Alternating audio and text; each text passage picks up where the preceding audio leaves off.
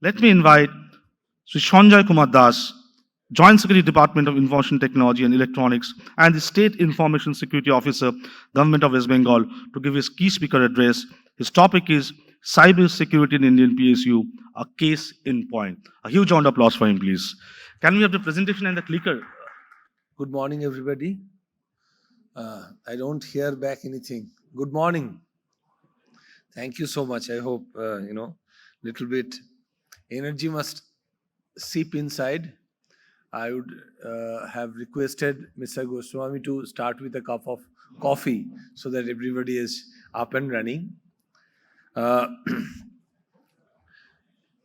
was asked by Mr. Goswami to speak here before you, though I do not belong to any public sector unit per se.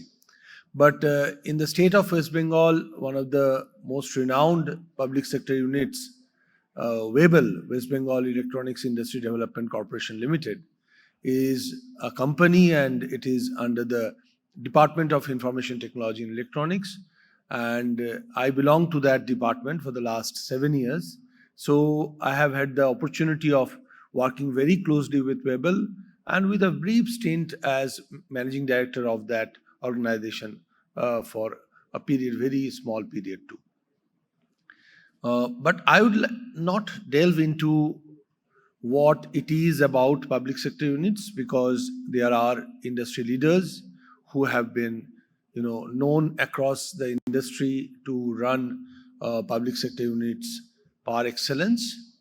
I would like to talk to you about an activity which I deal with 24/7 because of my present allocation of duty. I am the State Information Security Officer, and besides, I'm also the Director of State CERT, the West Bengal Computer Emergency Response Team, and I also head a Cybersecurity Center of Excellence for the last 6 years in the state of West Bengal.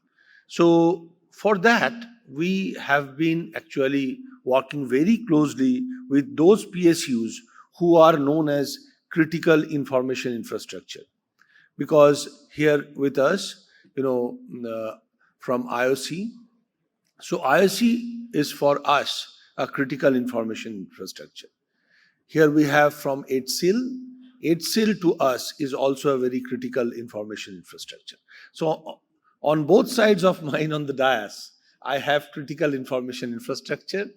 And to manage critical information infrastructure, the very basic necessity is known as CCMP, Cyber Crisis Management Plan. So I would like to talk about something on those lines so that you would be thinking about this CCMP while you go back and start working upon them. Before I delve into the presentation, I would like to request you to remember a beautiful film which came a little bit back. I hope it was of Mr. Bean in London or something. That was the film. What was the film? Mr. Bean Goes to London, or yes, something like that. There it was shown that Heathrow Airport came under cyber attack. And the entire operation actually got disrupted. And Mr. Bean was trying to find out the SOPs in written form.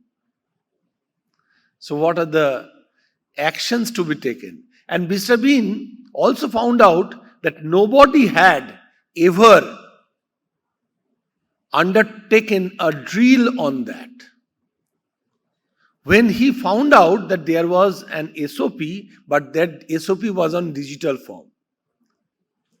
But when we wanted to actually execute that SOP, collecting bits and pieces from many persons, he could not do so because no one had undertaken a drill for that. I know very well because my life started as a Central Intelligence Officer in Government of India from the Ministry of Home Affairs under that. So I was there in Tinsukia in Assam, Upper Assam, and Tinsukia and around those districts are known for, great this royal oil refineries of IOC. So I was also in charge of those installations at the very start of my career when I was there.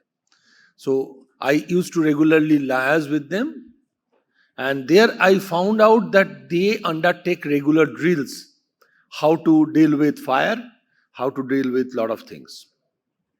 So in my presentation, I will come back to SARS organization at some point, and I will talk to you about that too. So with that notion, when I was seeing that film 2-3 years back, I understood the necessity of cyber crisis management plan. And all of us here right now today must go back and start thinking, preparing and executing on a cyber crisis management plan. With that caution to wind, I would like to start my presentation. India saw the highest number of cyber attacks on government agencies in 2022. I'll be actually writing down from where the source is. So, Mint Digital Edition on 30th December last year, 2022, they came up with this, headline. It is right now there also. You can just sir, you need not click because all my things are IPR free. So they will be shared across anybody and everybody. So whatever I am going to show you, you will be getting a copy from Mr. Goswami in no time. So this is my, this thing. So you need not just listen to me. So what is the number of attacks that we are talking about? 13.91 cybersecurity incidents. And what are the number of attacks on PSUs?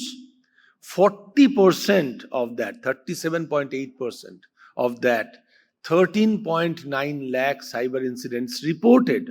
My dear friends, they are reported intrusions, not a thing of the, unreported, not reported. There are lakhs and millions of unreported and not reported cyber security incidents. So Government of India reported in the Parliament on 10th February 23 by their Honorable Minister of State, Mr. Rajiv Chandrasekharan. He told and he presented this information before the Parliament that it is 13.91 lakh. So India is on the threshold of witnessing relentless ransomware attack. It started with 2016 when we first had this, WannaCry. Do you remember WannaCry? WannaCry actually created devastation in most of the, power utility services and mostly public sector units. So then came, Petaya, not Petaya, and all those. And right now we are at the threshold of witnessing ransomware attack from Royal. It is remote desktop management ransomware. So they will try to capture your endpoint remotely and then spread the ransomware laterally. That is the mode of modus operandi, but it is very critical in nature, and I would not like to talk to you on that and bore you rather. So CERT actually on its in its 4th May advisory alerted all of us and mostly government organizations who have more than one units spread across geographically. They are not connected physically. They are dispolated, disjointed, and connected virtually. They are going to be attacked more or less by this type of ransomware. So the recent breaches, if we look unto Canara Bank in 2018, 2019 SBI Quick Messaging Service, and FireEye reported healthcare spilling of 68 lakh patients just before COVID actually occurred in the world in 2019. 2021 saw, millions of, I did not mention the number, that is millions of COVID-19 results along with their personally identifiable information like the Aadhaar card number, mobile number, the this sex of the person and the address. All these things were just spilled at various points because everybody was actually creating solutions on the fly. Mr. Goswami was telling digital transformation and our embracing that. In COVID-19, we fought with it because we embraced digital transformation, and lots of solutions helped us fighting with COVID. But along with that came huge amount of data spilling. So in 2021, CITA reported for the last 10 years, they had actually allowed compromise of 4.5 million, 45 lakh Air India passengers entire personally identifiable information from 2011 to 2021. 2018 saw 210 public-facing websites of different PSUs and governments speeding PIIs like Aadhaar data, voter identity card data and all, and selling across different messaging services, WhatsApp, Twitter and all, for 500 rupees a piece. 23rd November 2022 witnessed the ransomware attack on AIMS, everybody knows. It took 72 hours to identify the incident of compromise and then reporting about it. So the compliance was 6 hours by certain. AIMS took 72 hours. Also in November 2022, Central Depository Services Limited CDSL detected a malware attack, and to end it all, the IOL systems in Assam, I will not go deep into it. They also, on 13th of April, very soon, very recent, they actually reported a cyber incident. So what is so great about this Tata Power, cyber attack? New York Times says that China appears to warn India, push too hard and lights would go out. So post Galwan, such type of things happened. We know everywhere, know about it, every one of us.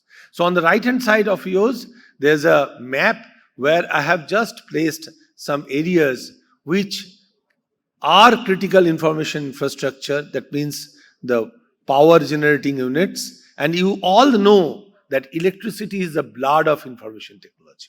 You stop electricity, there is no information technology. So we talk about information technology enabled services. We very little talk about the ensuring, this security of electricity and the power utility in order to have us using those endpoints. So we know these are the main 6, causes of this action, whatever is happening across. And we also know the cyber crimes situation in the entire country. Just imagine how the number of cyber crimes are increasing over 2018, 2019 and 2020. If we see in most of the corporates, the greatest intrusion or compromise starts with email compromise. They are the sources of phishing, spear phishing, and leading to compromise. Be it IOLs, be it Passport Seva, everywhere it starts with phishing and spear phishing in email. Mr. Rustam Malik, the senior principal analyst of Gartner, says the increase in adoption of digitization, cloud applications, and the rise in remote workers exposes Indian organizations to greater securities. Mr. Goswami, I hope you were talking about this only. So what Gartner is forecasting in its report in February 2023, they say end user spending on security and risk management in India is forecast to total 2.65 billion in 2023. Are we ready? Are we ready to adopt that? An increase of 8.3% from 2022 on year-on-year basis. So what are the pain points for security in public sector units, high value data. Because hardly we actually exercise explicit consent. When we create a form that is called common application form. Do you know common application form? If you want to buy a share, you need to fill up a common application form. If you want to buy mutual fund, you need to fill this CAF, common application form. If you want to open a bank account, you have to do that. You do anything and they will come up with 4-page common application form and a single page abstract, and there only you would be asked to give me the Aadhaar, give me the voter ID card, give me the bank details, give me this. I will fill it up, you sign here. Just imagine what happens. There is a form of 4 pages, abstracting it to 1 page. So the 4-page contains so much of data which are not required by that organization, because the abstract is 1 page. Then only they are asking from you to help you, give us this personally identifiable information like your voter card, driving license, Aadhaar card copy, bank details, and we will fill it up for you. You just sign here. My dear friends, whenever we are going to actually fill up this common application form, we have the explicit right to ask that organization, what are you going to do with those data which you do not require? There are so many additional data that they collect and they don't care about because they are so high value data. And those data are residing with these public sector units, public facing units, whether it is government or private. And for that matter, when we talk about public sector, we often think they are government driven, and from the point of view of this thing, declaring it or defining it, we say it is government driven. Why?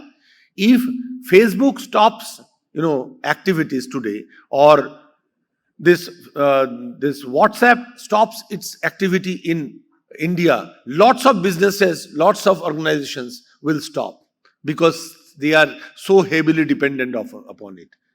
Don't you think that they have become also a sort of public sector unit? Because people have started depending upon it. And the large attack surface, consider the case of IOC. Huge number of installations across the country and beyond. Such a large attack surface. Anywhere from any side, it can be attacked. Decentralized IT environment. Everyone is, transforming in silo. Hardly there is a common platform on which all applications are built. Just imagine the case of NIC-driven SWAS, software as a service. My dear friends, all the government organizations do not develop microservices upon that, even when NIC has a common platform. Limited cybersecurity policies, be it at the national level or at the government level. Regulatory compliance challenges. What type of compliance do we require? There is no benchmarking. Somebody is following 27,000 family, somebody is following PCI DSS, HIPAA, GDPR, and so many of those. Limited funding. Still today, we are not funding as it is required because the funding is a catching up game rather than a future-oriented, preparatory game. And the last but not the least, lack of cyber hygiene practices creates insider threats.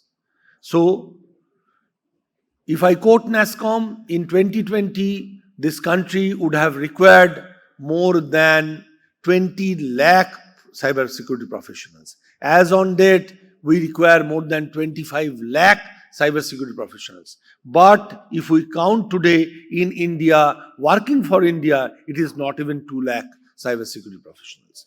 We are creating cybersecurity professionals left, right, and center, but they are working from outside countries or other organizations, MNCs, even remote from home.